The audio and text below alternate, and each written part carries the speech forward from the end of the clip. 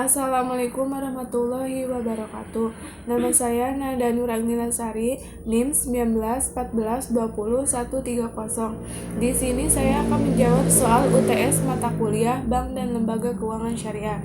Jawaban soal yang pertama yaitu terdapat beberapa dampak buruk dari implementasi penggunaan riba terhadap perekonomian, diantaranya yaitu yang pertama, bahwasannya sistem ekonomi ribawi ini menjadi puncak utama penyebab tidak stabilnya nilai uang sebuah negara. Dan yang kedua, di bawah sistem ekonomi ribawi terdapat kesenjangan pertumbuhan ekonomi masyarakat dunia makin terjadi secara konstan, sehingga hal tersebut membuat yang kaya semakin kaya dan yang miskin semakin miskin. Dan yang ketiga, suku bunga juga berpengaruh terhadap investasi, produksi, dan terciptanya pengangguran, yang mana semakin tinggi suku bunga, maka investasi semakin menurun. Jika investasi menurun, maka produksi juga akan menurun. Dengan demikian, hal tersebut akan meningkatkan angka pengangguran. Yang keempat yaitu, suku bunga juga secara signifikan dapat menimbulkan inflasi. Jawaban soal yang kedua yaitu, terdapat dua fungsi dari Dewan Pengawas Syariah atau DPS pada Bank Syariah. Yang pertama yaitu fungsi penasehat.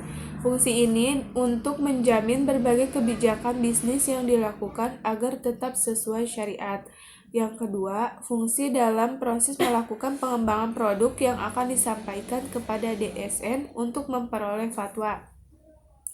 Fatwa DSN terkait tabungan. Tabungan ada dua jenis. Yang pertama, tabungan yang tidak dibenarkan secara syariah, yaitu tabungan yang berdasarkan perhitungan bunga. Yang kedua, tabungan yang dibenarkan, yaitu tabungan yang berdasarkan prinsip mudharabah dan wadiah.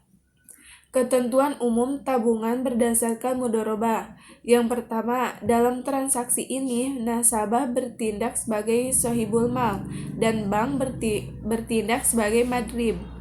Yang kedua yaitu dalam kapasitasnya dalam mudarib, bank dapat melakukan berbagai macam usaha yang tidak bertentangan dengan prinsip syariah dan mengembangkannya, termasuk di dalamnya mudharabah dengan pihak lain.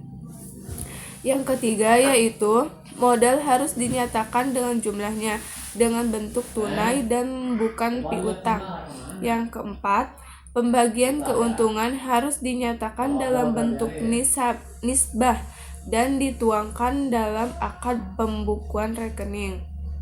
Yang kelima, bank sebagai mudarib penutup biaya operasional tabungan dengan menggunakan nisbah keuntungan yang menjadi haknya. Yang keenam, bank tidak diperkenankan mengurangi nisbah keuntungan nasabah tanpa persetujuan yang bersangkutan. Ketentuan umum tabungan berdasarkan wadiah. Yang pertama, bersifat simpanan. Yang kedua, simpanan bisa diambil kapan saja atau on call atau berdasarkan kesepakatan. Yang ketiga, tidak ada imbalan yang disyaratkan kecuali dalam bentuk pemberian yang bersifat sukarela dari pihak bank. Jawaban soal yang ketiga, terdapat beberapa kendala dalam pengembangan Baitul Ma'al wa Tanwil, diantaranya yang pertama, akumulasi kebutuhan dana masyarakat belum bisa dipenuhi oleh Baitul Ma'al wa Tamwil. Yang kedua, walaupun keberadaan Baitul Mal wa Tamwil cukup dikenal, tetapi masih banyak masyarakat berhubungan dengan rentenir. Yang ketiga, beberapa Baitul Mal wa Tanwil cenderung menghadapi masalah yang sama, misalnya nasabah yang bermasalah. Yang keempat, Baitul Mal wa Tanwil cenderung menghadapi Baitul Mal wa Tanwil lain sebagai lawan yang harus dikalahkan, bukan sebagai partner dalam upaya untuk mengeluarkan masyarakat dari permasalahan ekonomi yang ia hadapi. Yang kelima yaitu, dalam kegiatan rutin Baitul Mal wa Tanwil cenderung mengarahkan pengelolaan untuk lebih berorientasi pada persoalan bisnis. Yang keenam, dalam upaya untuk mendapatkan nasabah, timbul kecenderungan Baitul Mal wa Tanwil mempertimbangkan besarnya bunga di bank konvensional, terutama untuk produk yang berprinsip jual beli. Yang ketujuh, Baitul Mal wa Tanwil lebih cenderung menjadi Baitul Tanwil daripada Baitul Mal. Yang kedelapan, pengetahuan pengelolaan Baitul Mal wa Tanwil sangat mempengaruhi Baitul Mal wa Tanwil tersebut dalam menangkap masalah-masalah dan menyikapi masalah ekonomi yang terjadi di tengah-tengah masyarakat.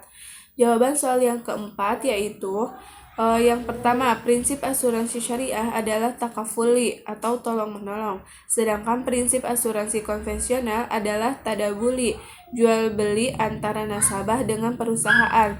Yang kedua yaitu dana yang terkumpul dari nasabah perusahaan asuransi syariah atau premi diinvestasikan berdasarkan syariah dengan sistem bagi hasil atau mudharabah. Sedangkan pada asuransi konvensional, investasi dana dilakukan pada sembarang sektor dengan sistem bunga. Yang ketiga, pada asuransi syariah, premi yang terkumpul diperlakukan tetap sebagai dana milik nasabah perusahaan, hanya sebagai pemegang amanah untuk mengelolanya. Sedangkan pada asuransi konvensional, premi menjadi milik perusahaan dan perusahaanlah yang memiliki otoritas penuh untuk menetapkan kebijakan pengelolaan dana tersebut.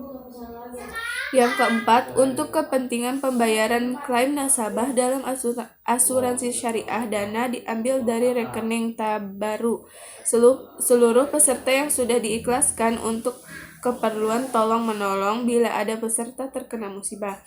Sedangkan dalam asuransi konvensional, dana pembayaran klaim diambil dari rekening milik perusahaan. Yang kelima, dalam asuransi syariah, keuntungan investasi dibagi dua antara nasabah selaku pemilik dana dengan perusahaan selaku pengelola dengan prinsip bagi hasil. Sedangkan dalam asuransi konvensional, keuntungan sepenuhnya menjadi milik perusahaan. Jika tidak ada klaim, nasabah tidak mendapatkan apa-apa. Mungkin itu saja jawaban UTS mata kuliah Bank dan Lembaga Keuangan Syariah dari saya. Kurang dan lebihnya mohon maaf. Wassalamualaikum warahmatullahi wabarakatuh.